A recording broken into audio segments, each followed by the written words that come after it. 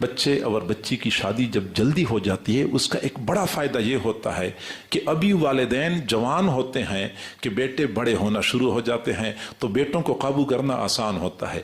مزہ تو تب ہے نا کہ والد 40 سال کا بھرپور جوان ہے اور بیٹا 20 سال کا جوان ہے. اب جب بیٹا سرکشی کرتا ہے تو باپ اس کو آسانی سے کنٹرول کرتا ہے. اب جب باپ بن گیا 70 سال کا اور بیٹا ہے 20 سال کا تو پھر 70 سالہ بوڑھا 20 سالہ جوان کیسے قابو کر سکتا ہے؟ تو یہی وجہ ہوتی ہے کہ پھر بچے بے قابو ہو جاتے ہیں. جتنی شادی جتنی جلدی ہوگی اتنا ہی اولاد کو قابو کرنا والدین کے لیے آسان ہوتا ہے.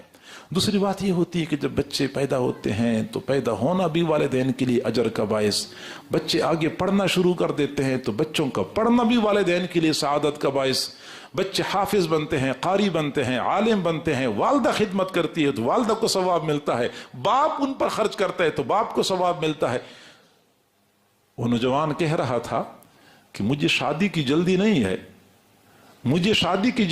ہے، لیکن میرے بچوں کی پڑھائی لیٹ ہو رہی ہے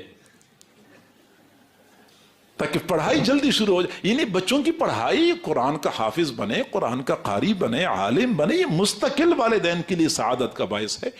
تو میرے بھائیو، شادی میں تاخیر نہیں کرنی چاہیے کیونکہ نکاح ایک عبادت ہے اور عبادت کا وقت مقرر ہوتا ہے، مقررہ وقت پہ وہ عبادت سر انجام دینی ہوتی ہے.